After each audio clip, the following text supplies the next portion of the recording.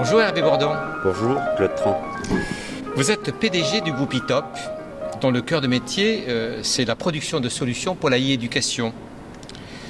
En octobre 2015, vous avez réuni votre staff pour leur dire il est temps de jeter à la poubelle les produits que nous commercialisons.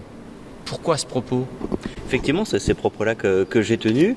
Pourquoi ? Parce que j'ai fait le constat que nous étions arrivés à la fin d'un cycle. Ça faisait presque 10 ans que nos produits avaient été conçus, que nos produits avaient évolué au fil du temps, des évolutions des usagers, et qu'on avait peut-être atteint les limites du socle et de toute l'approche que nous avions définie il y a 10 ans, que le monde autour de nous avait évolué et qu'il était temps de construire une nouvelle chose sur un socle beaucoup plus d'actualité, et que la seule solution pour y arriver, c'était de se couper de l'histoire que nous avions et qui des fois devenait un peu un poids pour avancer.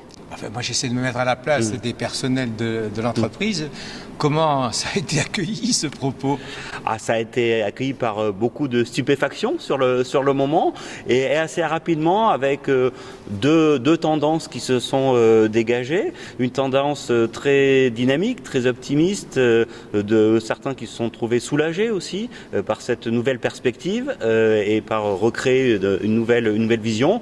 Et puis une autre tendance un peu plus méfiante, un peu plus inquiète, parce que quand on change les habitudes et quand on révolutionne, à l'époque d'ailleurs ça s'appelait le projet ENT Révolution, notre nom de code, forcément ça inquiète et ça interpelle, mais finalement passé ce premier cap, tout le monde a trouvé un nouveau souffle, une nouvelle dynamique, et a pu s'inscrire beaucoup plus dans des perspectives d'avenir qu'à l'époque où ils se retrouvaient un petit peu enlisés dans une certaine routine. Je suppose que vous avez explicité les nouvelles ambitions des produits à commercialiser. Tout à fait, dès le début et de manière très très claire. La première ambition était d'avoir une expérience utilisateur au cœur de nos préoccupations, qui répondent à tous les besoins actuels et les exigences actuelles, d'aussi changer l'approche et de ne plus travailler par approche fonctionnelle comme on pouvait le faire par le passé,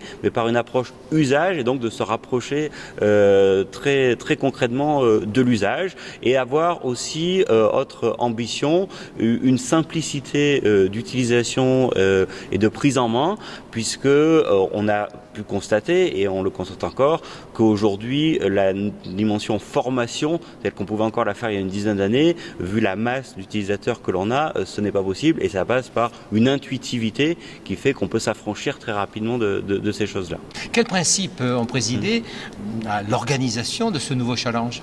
Alors on a organisé ça en 2 étapes. On a fait une étape de réflexion, de préparation qui a duré à peu près 4 mois, où là tout était permis, tout était ouvert, il n'y avait aucune contrainte, ne serait-ce que les ambitions globales, de façon à ne se couper d'aucune fenêtre d'ouverture, et justement de libérer certaines contraintes qu'on s'était auto-mises en place par rapport à des limitations technologiques, par rapport à certaines choses. Donc voilà, et avec de travail en parallèle de 2 groupes, un premier groupe qui vraiment s'est focusé sur les usages, quelles que soient les contraintes, et un autre qui a travaillé plus sur les possibilités offertes par les nouvelles technologies, de façon à ce qu'après on puisse passer dans la phase de réalisation, où là on a regroupé tout le monde pour entrer dans les choses plus opérationnelles. Bon, alors on se donne des objectifs, on construit un projet, et puis accouche une solution.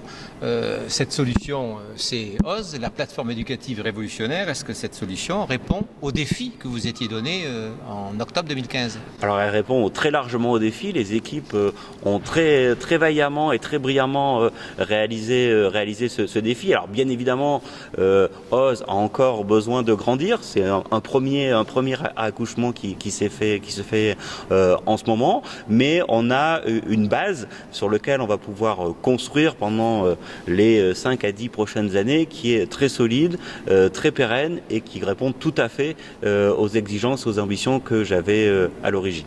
Alors, le nom de ce produit, le nom de cette plateforme, je pense, n'est pas arrivé par hasard.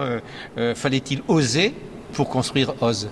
Il fallait bien évidemment oser, parce que quand on est à la tête d'une entreprise dont 95% de son chiffre d'affaires est fait par ces solutions-là, où on est très bien implanté sur le secteur, on peut avoir tendance à dire on va continuer, on va continuer comme ça, puisque concrètement, depuis qu'on a pris cette décision-là, ça n'a pas fait augmenter notre chiffre d'affaires. Au contraire, ça a fait augmenter nos charges, puisque on va arriver sur presque 2 millions d'euros d'investissement. Donc il fallait oser le faire.